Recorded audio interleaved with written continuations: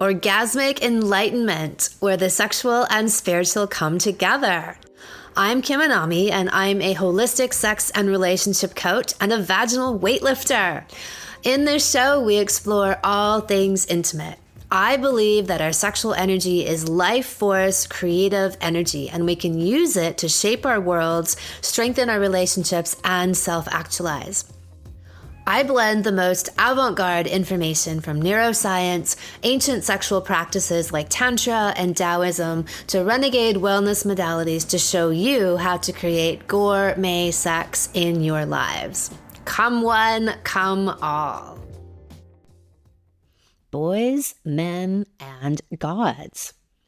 Are you a boy, a man, or a god? Gods do whatever the fuck they want. They operate outside the bounds of normal society. They make their own rules. They follow the beat of their own drum. They think big and they think wild. They shape the worlds around them. They do not wait for permission or consult a rule book. Gods are doing their thing out in the world, operating from such an intuitive, inner-directed place that they live their whole lives from a visceral heart and cock compass. Gods are extreme. They go big or go home. They risk in ways that boys never fucking would, and men might do in part. Gods? They will burn the whole metropolis down. They will start that war and send 1,000 ships. Gods pioneer new territory that has never been explored. They invent new ways of doing things. They are so driven only by their own internal compass that nothing else matters. The laws of time and space are no match for them. They are forces of nature. God men are highly intuitive, psychic, and have huge hearts. And even if their inches aren't massive, though they usually are, they fuck like they are. With the weight of every warrior in their ancestral lineage infused into their being and cock, and thus infused into you. So once you get a taste for kings and gods, you cannot go back to boys or even men. It's like going back to clitoral orgasms after experiencing cervical ones, or for a man, going back to a 3-minute jerk-off session to porn versus having orgasm without ejaculation with a woman you deeply, madly love and adore and want to fuck the shit out of. You just don't bother. Nothing about that is worth it. These other things are boring, draining, short-lived, meh. They're the domain of, children, basically. Fuck me and love me into oblivion or leave me alone. So occasionally over the course of my life, I've been tempted. I spy a hot little thing with sparkly abs. Oh, look at the abs on it. But then I remember that these baby princes don't do anything for me. I mean, they're hot, but ineffectual, which immediately and wildly cancels out the abs.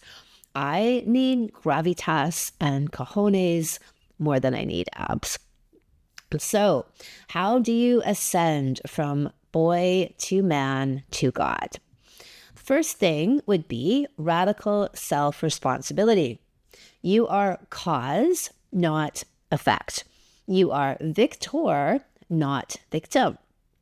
Look at every part of your life and where you are giving away power and control to someone else. This means, do you blame anyone for your circumstances? This could be parents, religion, a current or a former partner, some past trauma. Whatever it is, you seize and claim back the power. Some of the most successful pirate-esque gods I know came from beyond humble beginnings. That was never, ever an excuse for them. Instead, it was more like motivation that lit a fire under their asses.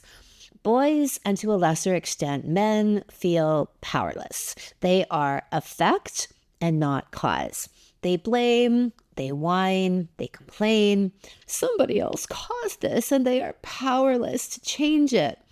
Gods, on the other hand, direct and create their own worlds and reality ad infinitum.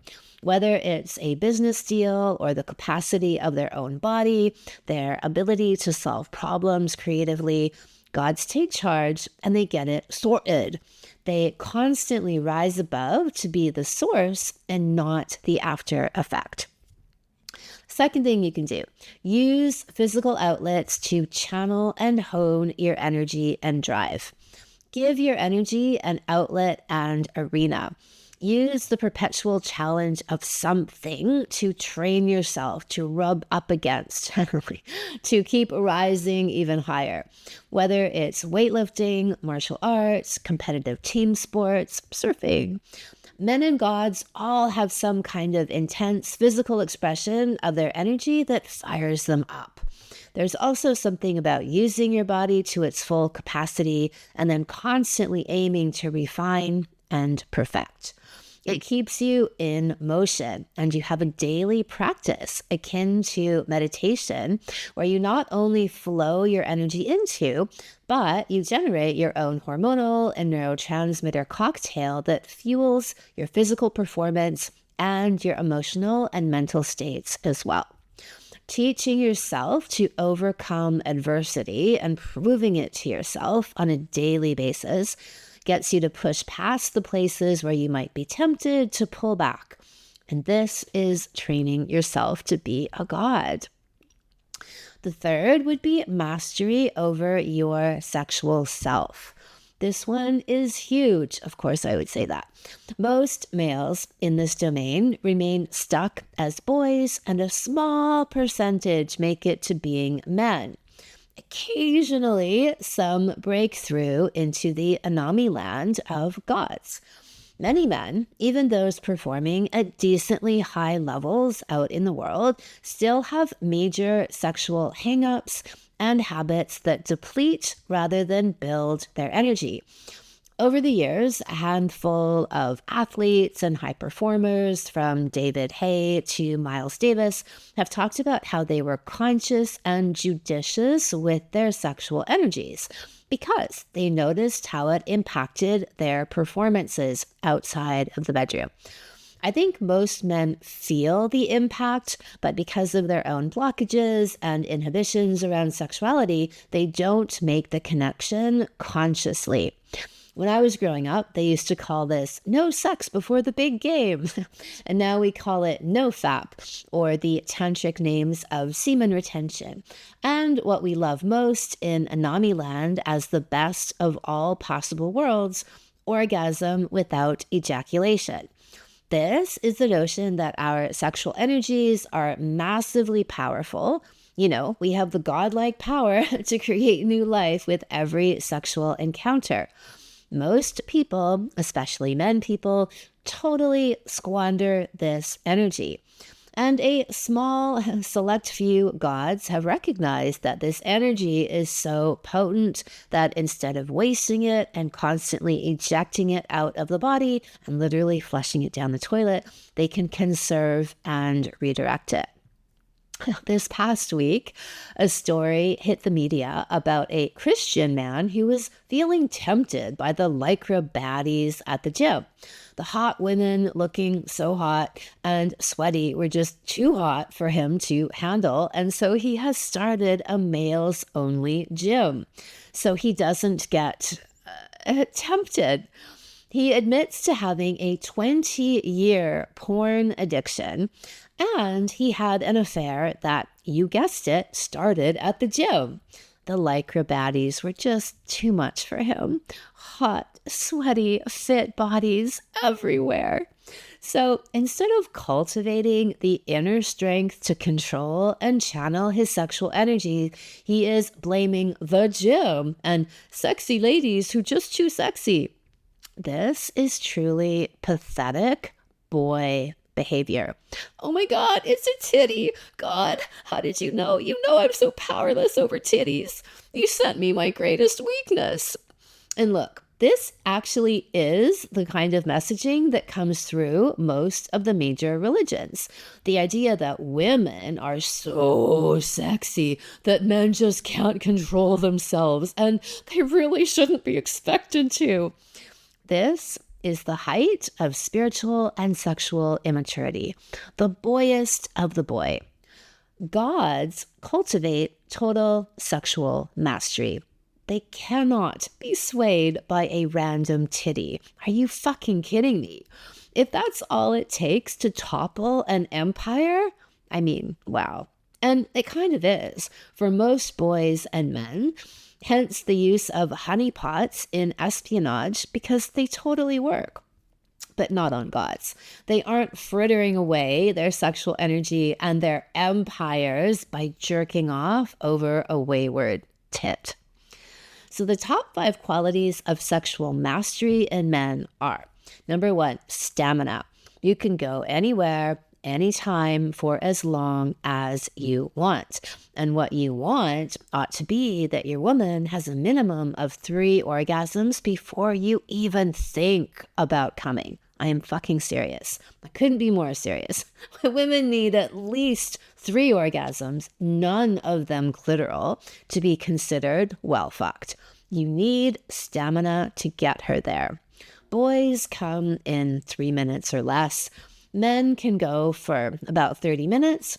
Gods go all night, all day, and they drag you back for more. The second most sexually masterful thing that you can do is learn to orgasm without ejaculation. I mentioned this earlier. This way, you can give your woman all the orgasms she could ever want or need, and she will be well fucked for life.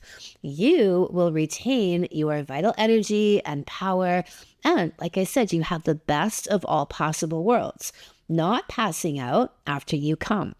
You'll come, as in you can have an orgasm, and one that's even better than the kind you normally have, but you will not ejaculate and deplete yourself of your most precious and powerful fluids and energy. This is the ultimate in male sexual mastery. This is where gods live. The third thing you do as a sexually masterful man is you deliver the ultimate orgasmic goods for her, which are cervical orgasms, with the occasional G-spot and squirting orgasm, nipplegasm, analgasm for variety. Your woman can live and thrive on a steady diet of cervical orgasms. If that is all you ever gave her forever and ever, she'd be well fucked forever and ever. You know better than to stop at the fool's gold of the clitoris. You know that the true gold mine is in the vagina. You give your woman this essential good fuck medicine, transforming and healing her. Boys hang out at the clitoris. Men might venture to the G-spot. Gods dive into the cervix and they never look back. Fourth quality in sexual mastery: be epic at manhandling. God handling would be the better phrase here. So not boy handling. You need to have the strength, confidence, and audacity to toss her around, use your masculine strengths and dominance to regularly show her, like slap your dick in her face, show her, literally and metaphorically, that you've got her, you've got this. And the safest, most delicious thing that she could ever do is give it all up to you. That she can surrender and drop every inch of her guard and let you into her. Sounds delightful, doesn't it? Your God handling is what helps to make this happen, providing such a steady container of masculinity, a literal pillar, also shown in the microcosm of your cock as a literal pillar of strength, that she can only fall, that when she falls, you catch her, right? You become this container for her.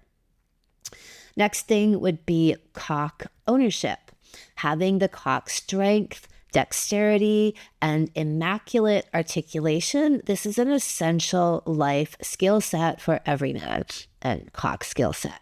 So you know how I teach vaginal weightlifting for women, I also teach cock weightlifting for men.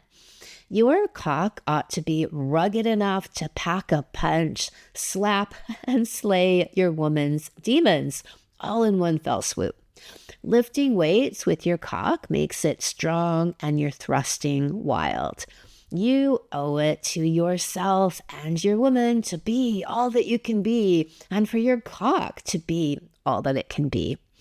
Boys do CrossFit and high rocks. Men lift weights. And gods, they might do any and all of that. And they also do cocksercises. I teach cock lifting and lengthening and strengthening exercises in my Sexual Mastery for Men salon. Gods have self-actualized cocks, fully inhabited and expanded into their full potential. The men in my SMM salon will gain an inch plus in length and an inch plus in girth. Only God cock for me. Thank you. The fifth thing, as a sexually masterful man, you will bring your masculine A game into bed and you will God handle your woman, right? So I said before, you don't just manhandle and you certainly don't boy handle. You God handle her. You take her. You take charge, dominate, and wield your force and strength lovingly into your woman. Every woman wants to feel this energy in her man. It is the ultimate yang to our yin. The artful administering is what keeps your woman well fucked and well loved. Being able to pin her up against the wall, toss her over your shoulder, and ravage her with both strength and adoration. It's the godlike edge. Boys wouldn't dare. Men are often clumsy and don't fully trust themselves to go far enough. But gods will fuck you into oblivion. Right off your axis and then back onto it. So the other godlike aspiration is that you build an empire. Yeah, I'm talking to you. This doesn't mean that you have to be a billionaire, but, why not? It does mean that you need to find and channel your gifts, your purpose, your dharma out into the world. You find the thing or things that make you you, and you make a living doing them.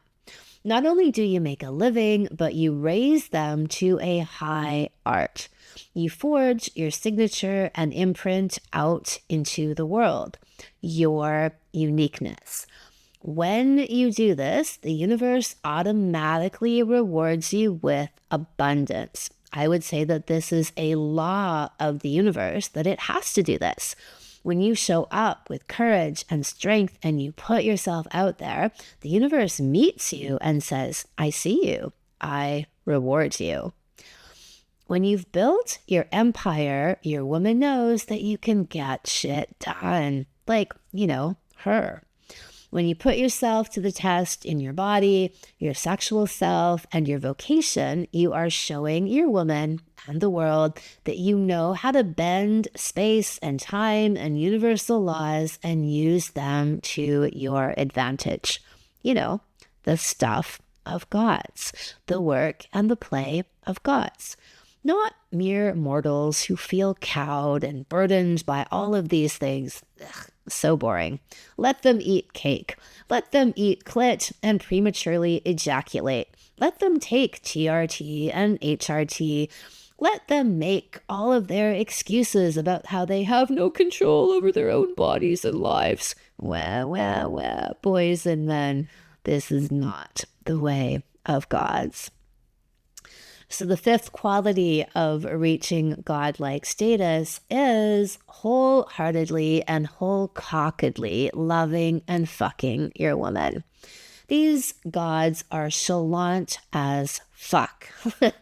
I've done a few episodes over the past months diving into the world of modern dating, which is a fucking oxymoron, and the trend of nonchalance as some kind of bizarre, fucked up seduction strategy. This idea that men think they have to ignore and be really detached from women, especially in the early stages of relationship. Nothing could be further from the truth. This technique is the Neil Strauss, Dan Bilzerian, ugly, unfuckable guy who never got laid growing up, and they're now trying to find ways to fuck hookers for free. Yo, wow, what admirable life goals you have. Gods don't play games with women. They don't pretend to like them less as some sort of power move. They don't act all detached for fear of getting burnt. No, it's the opposite of that. They make big, outrageous moves. They say wild, poetic, and life-changing things. They wear their hearts on their sleeves. Or they don't wear shirts a lot of the time. So, wear their hearts on their biceps.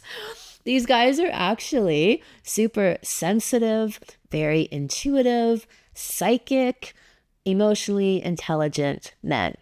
You just don't see it at first glance when you see them flexing muscle and God-worthy accomplishments out in the world. We assume that powerful, masculine gods among men don't also have sensitive hearts.